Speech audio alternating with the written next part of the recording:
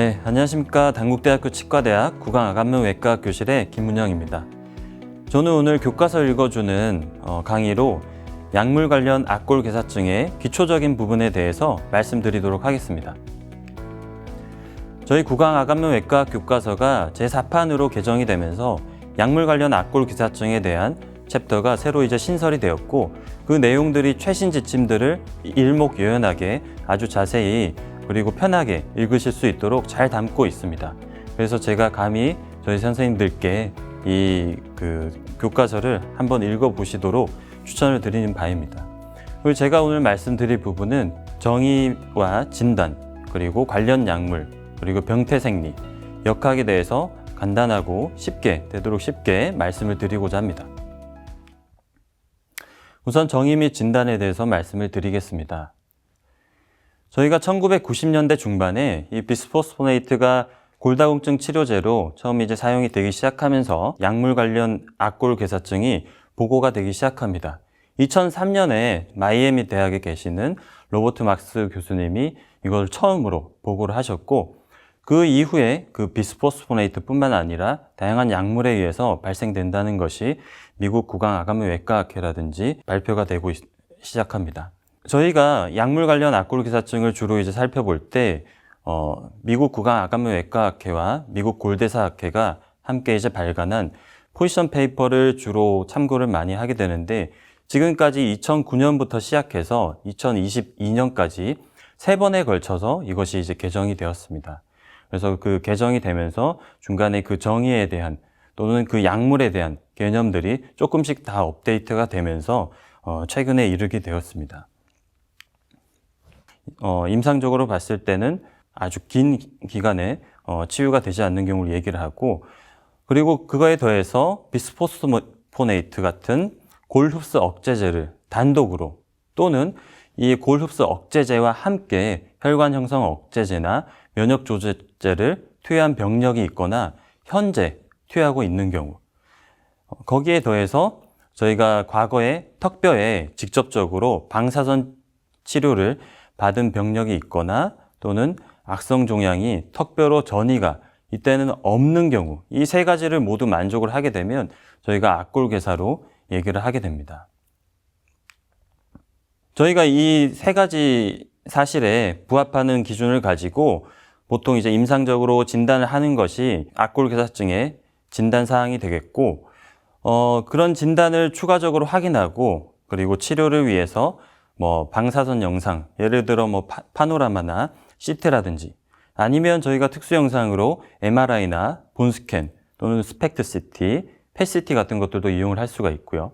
그리고 피검사로서 골 흡수 표지자나 골 형성 표지자 같은 것들을 한번 참고로 볼 수 있겠습니다. 저희가 과거에 이렇게 골 용해성 병소가 헤테로지너스하게 악골에 나타날 경우에는 주로 만성 골수염이나 또는 양성 또는 악성 종양들을 가장 먼저 떠올리셨을 겁니다. 하지만 최근에는 아까 말씀드렸듯이 골다공증 약제라든지 골 전이성 종양, 이러한 치료 약제들을 사용을 하면서 조금 더 빈번하게 약물 관련 악골괴사증으로 진단을 내리게 되는 것 같습니다. 그래서 저희가 교과서에 보시면 이렇게 감별 진단을 해야 될 사항으로 이렇게 우측에 이렇게 많은 질환들이 나와 있는데, 이 중에서도 특히 저희가 발치 후에 발생하는 드라이 소켓 같은 경우에는 좀 유심히 보셔야 됩니다. 왜냐하면 저희가 발치 이후에 그 블러드 클럿이 떨어져 나가고 뼈가 그대로 노출되어 있는 환경이 저희가 직접적으로 관찰을 할 수 있게 되는 게 드라이 소켓이 되지 않습니까? 근데 그것을 봤을 때 이것이 추후에 8주 이상 또 지속되고 낫지 않는다면 저희가 약물 관련 악골괴사증으로 또 생각을 할 수가 있고, 그것을 클로즈 팔로우업을 해서 계속 동태를 살펴봐야겠습니다. 그리고 상악골에 발생했을 경우에는 상악동염과 함께 동반되는 경우가 좀 많이 발생을 하고 있고, 그리고 이미 치주염이나 치근당 병변이 있는 상태에서 악골괴사가 이미 발생한 경우가 있습니다. 근데 단순 치주염이나 치근당 병변으로만 저희가 진단을 내리는 경우가 상당히 또 있는 것 같고요. 또 이제 마찬가지로 양성 종양이나 악성 종양, 방사선 치료 유무에 따라서 방사선 골 괴사 이러한 부분들까지 저희가 염두에 둬야겠습니다. 한번 케이스를 같이 보겠습니다. 보시면 왼쪽 위에 뼈가 노출돼서 오신 환자분인데 6개월 전에 치은 비대로 인해서 타원에서 치료를 했습니다. 고혈압 약에 의한 치은 비대로 추정을 하고 고혈압 약을 교체하고 오셨으나 호전이 없어 저희 병원에 내원하게 되신 분입니다. 이 환자분의 이제 히스토리를 보시면 골다공증으로 인해서 IVBP를 약 10년간 투여하는 환자였고, 보시면 이제 치은의 발적이라든지 부종, 그리고 아주 뚜렷이 보이지는 않지만 이제 그 퍼스가 나온다든지, 그리고 뼈가 굉장히 이제 크게 노출되어 있는 모습은 확인을 하실 수가 있습니다. 그래서 저희는 이제 약물 관련 악골괴사증으로 진단을 할 수가 있겠고요. 파노라마에서도 보시면 치아를 포함하는 이렇게 부골의 형태가 잘 눈에 띄게 되고, 그리고 CT에서도 이제 보시면 상악동 염과 함께 그리고 상악동 내부의 뼈가 과골성 변화가 보이면서 약간 이제 염증 상태를 확인을 하실 수가 있겠습니다. 그래서 이런 식으로 이제 같이 이제 상악동염과 동반되는 경우가 많습니다. 그리고 이 환자분도 이제 마찬가지로 왼쪽 위에 뼈가 노출돼서 이제 오신 분인데 약 5개월 전에 26번과 27번 임플란트가 염증이 있어서 26번만 제거를 하셨습니다. 약 2개월 뒤에 24번과 25번도 약간 그 모빌리티가 생겨서 발치 후에 임플란트를 발치 후에 즉시 심립을 많이 하시니까 즉시 심립을 하셨고, 그 이후에 치유가 되지 않아서 오신 분입니다. 이 환자분도 이제 보시면 유방암으로 인해서 약 1년간 데노수맙이라고 하는 골 흡수 억제 제제를 투여를 하시는 분이었습니다. 그래서 파노라마 상에서는 저희가 크게 큰 골 변화를 관찰할 수가 없지만 CT 상에서 한번 보시면 이렇게 상악동 염이 관찰이 되고, 그리고 어떤 일부 이제 그 괴사골과 정상골의 마진이 조금 이제 보이는 것을 확인하실 수 있습니다. 그것을 이제 더 확실하게 하기 위해서 이렇게 뼈 스캔을 찍어서 확인을 해보는 방법도 있겠습니다. 저희가 이 악골괴사증을 병기를 구분을 하긴 하는데 5가지 병기에 대해서 다 이제 아실 필요는 없지만, 그래도 저희가 이러한 형태로 많이 오게 되는 이러한 환자들에 대해서는 그 병기에 대해서 조금은 인지를 하고 계시는 게 좋겠습니다. 왜냐하면 저희가 이 병기에 따라서 그래도 어느 정도 그 치료법을 구분을 해서 치료를 이제 시행을 하기 때문에, 저희가 보통 임상 진료실에서 많이 이제 보게 되는 경우는 스테이지 1과 스테이지 2 환자가 되겠는데, 스테이지 1의 경우에는 뼈의 노출이랑 그리고 누공이 있는데 감염의 증상, 즉 이제 퍼스가 눈에 이제 직접 보인다든지 통증이 이제 심하게 있다든지 이런 부분들이 없는 환자들을 얘기를 하고요. 스테이지 2 같은 경우에는 감염의 증상이 나타나는 경우가 되겠습니다. 그래서 환자분들이 불편감을 호소를 하는 경우가 스테이지 2가 되기 때문에 이 스테이지 2 환자들을 많이 보시게 될 거고요. 그리고 스테이지 3라든지 이런 어드밴스드 스테이지 환자들은 사실은 이제 대학병원으로 바로 이제 보통 이제 보내시는 경우가 많으실 거라고 생각을 합니다. 한 가지 추가를 하자면 스테이지 0 환자도 있는데, 이 환자들은 뼈의 노출은 보이지 않지만 저희가 비특이적인 증상 또는 영상학적으로 뭔가 변화가 보이는 환자들입니다. 그 비특이적인 증상이라고 하면 우리가 치성 원인이 아닌 그런 치통을 가지고 있을 때, 또는 턱뼈에 이제 알 수 없는 둔통이 있을 때, 그리고 상악동의 통증 또는 하순의 감각 저하, 그 다음에 치아가 갑자기 이제 특별한 원인 없이 흔들린다든지 구내외 종창이 보일 때 저희가 스테이지 0라고 얘기를 하고 있습니다. 그래서 그 관련 약물들에 대해서 이제 한번 살펴보겠습니다. 현재 이제 저희 나라에서 골다공증 치료제 허가 상황은 다음과 같습니다. 그래서 잘 아시는 저희가 비스포스포네이트부터 1990년대 후반에 시작을 했고, 그 이후에 저희가 선택적 에스트로겐 그 수용체 조절제로 얘기를 하는 렐록시펜, 그리고 부갑산소 호르몬의 일종인 테리파라타이드, 그리고 이제 그 랭클 이니비터인 데노스맙, 그리고 로모소주맙이라고 하는 약물까지 이어지고 있는데, 어쨌건 저희가 골다공증 치료를 하는 데 있어서는 이 비스포스포네이트와 데노스맙이라는 약물이 첫 번째 선택 치료 약물이 되겠습니다. 그것을 이제 기억을 해주시면 나중에 치료하거나 환자를 보시는데 큰 도움이 될 거라고 생각을 합니다. 교과서에 보시면 이 골다공증에 사용되는 주요 약제들의 뭐 투여 방법이라든지 성분, 그리고 골다공증성 골절을 얼마나 감소시킬 수 있는지 그 효과, 그리고 악골괴사증과 유발 관련성까지 아주 일목요연하게 잘 정리가 되어 있습니다. 그 중에서도 저희가 이제 궁금해하는 거는 악골괴사증과 유발 관련성이 되겠는데, 골 흡수 억제 제제 중에서 저희가 비스포스포네이트와 아까 말씀드렸던 데노스맙 제제가 악골괴사증의 유발 관련성이 매우 이제 높은 것으로 이해를 하시면 되겠습니다. 나머지 이제 약물들에 대해서는 약간 이제 낮거나 또는 불확실한 면이 이제 없지 않아 있다, 이렇게 생각을 하시면 되겠습니다. 그 약물들 중에서 조금 이제 중요한 약물들을 살펴보면, 비스포스포네이트 같은 경우에는 이렇게 약제 종류들이 많이 있지만 최근에는 그 약제의 효과가 거의 이제 비슷한 그런 약물들을 많이 쓰고 있고, 뭐 이름에서도 나오듯이 어미의 네이트를 가지고 있는 그런 약제들이 대부분이 되겠습니다.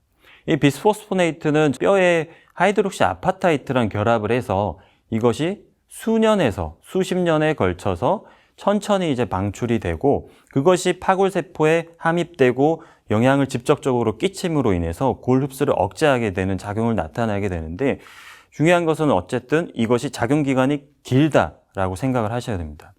그리고 비스포스포네이트의 경우에는 경구와 정주제제 두 가지가 있는데, 경구제제에 비해서 정주제제가 훨씬 더 그 악골괴사 발병률이 높다라고 보고되고 있기 때문에, 이것을 저희가 환자분들이 정주투여하는 환자라고 하면 여러분들이 조금 더 경각심을 가지고 치과 치료에 임하셔야 될 것 같습니다. 그리고 데노스맙 같은 경우에는 비스포스포네이트와는 다르게 뼈에 작용하는 것이 아니고 이 파골세포의 이 랭클에 안티바디로서 여기 이제 붙어서 파골세포의 증식이나 분화 이런 것들에 영향을 미치게 되는 약제가 되겠습니다. 근데 이 약제는 저희가 그 비스포스포네이트 중에서도 가장 그 악골괴사 발병률이 높은 졸레드로네이트와 유사하거나 높은 수준의 그러한 발병률을 보이게 됩니다.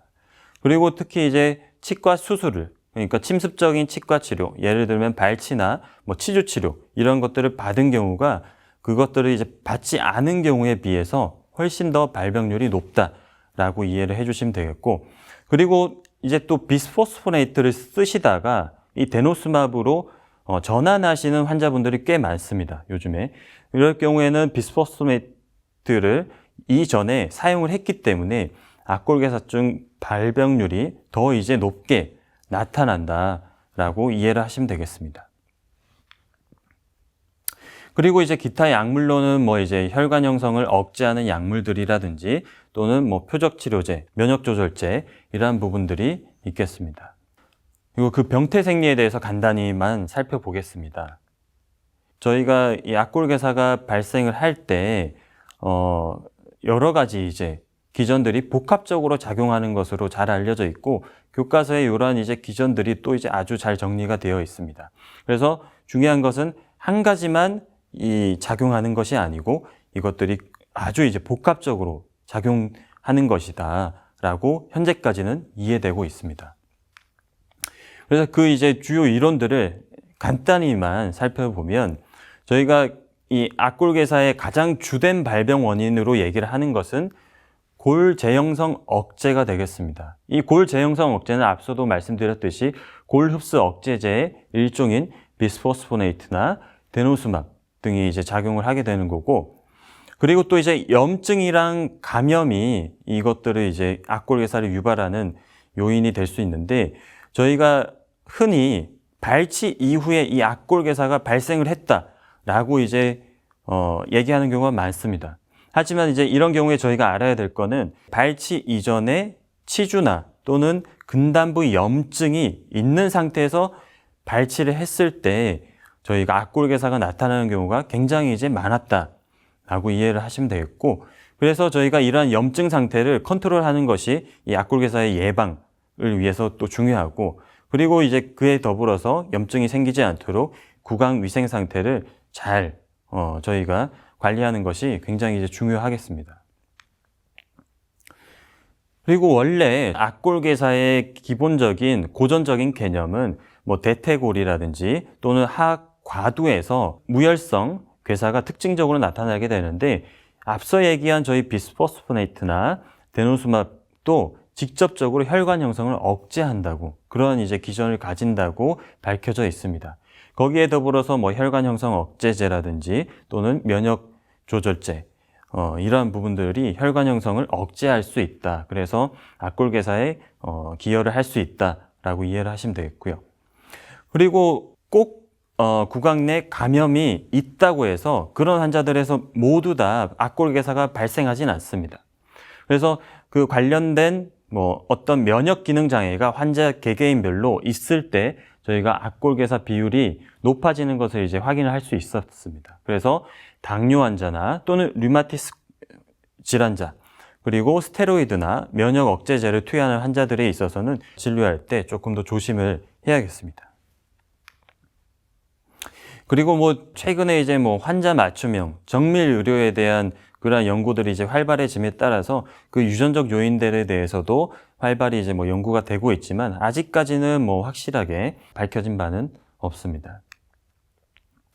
그리고 이제 마지막으로 역학에 대해서 설명드리고 끝내도록 하겠습니다. 악골괴사에 대해서 얘기를 할 때 일단 이 환자가 골다공증 때문에 약물을 투여하는지 또는 악성 종양 때문에 약물을 투여해야 하는지 그것을 이제 구별을 하셔야 되고, 만약에 골다공증 환자에서 악골괴사가 발생을 했다고 하면 비스포스포네이트나 또는 데노스맙 어떤 약물을 사용하는지 한번 이제 살펴보실 필요가 있고, 그리고 이 환자의 비스포스포네이트를 투여한다고 하면 저희가 뭐 이것을 뭐 오랄로 투여한다든지 또는 이제 IV로 투여를 한다든지 그런 부분들을 좀 확인을 하셔야겠습니다. 그래서 비스포스포네이트나 데노스맙은 거의 이제 발생률이 비슷하다라고 보고가 되고 있다고 이해를 하시면 되겠고, 오랄 투여보다는 IV 투여가 훨씬 더 위험성이 높다. 그리고 뭐 로모소주맙이라고 하는 이러한 골 흡수 억제와 골 형성을 동시에 하는 그런 약제도 있는데, 이 약제도 어쨌건 보고된 바가 있다라고 이해를 하시면 되겠습니다. 그리고 악성 종양에서는 흔히 비스포스포네이트 중에서는 졸레드로네이트를 많이 투여를 하고요. 그리고 데노스밥을 투여하는 경우도 많고, 악골괴사 발생률이 굉장히 베리에이션이 있긴 하지만 졸레드로네이트와 데노스밥에서 큰 발병률의 차이는 없다라고 이해를 하시면 되겠고, 하지만 악성 종양 환자에서는 굉장히 그 발생률은 뭐 한 5% 정도까지 또는 한 6, 7%까지 올라간다. 굉장히 이제 높게 나타난다. 그래서 더 조심을 하자라고 이해를 하시면 되겠습니다. 예, 오늘 강의의 결론입니다. 저희가 약물 관련 악골괴사증이 발생할 때 조기에 스크리닝 하는 것은 이 치료와 그리고 이제 향후 법적인 문제에 상당히 이제 중요하므로 질환의 정의를 잘 아시는 것이 좋겠습니다. 그리고 그 관련된 약물을 잘 인지하고 있음으로써 발생 리스크를 줄이는 데 활용하면 좋겠고요. 그리고 악골괴사 발병 이론을 간략하게라도 기억함으로써 뭐 치과 치료 시에 이의 예방을 위한, 예를 들어서 뭐 골 형성을 더 이제 촉진하는 방법을 쓴다든지 또는 뭐 혈관 형성을 더 이제 촉진하기 위해서 뭐 프라이머리 클로저를 한다든지 그러한 식의 프로토콜을 응용해서 적용한다면 진료에 많은 도움이 될 거라고 생각을 합니다. 예, 오늘 강의가 여러 선생님들께 약물 관련 악골괴사증 환자를 진단하고 치료하는데 조금이나마 도움이 되시길 바라고 오늘 강의 경청해 주셔서 감사합니다.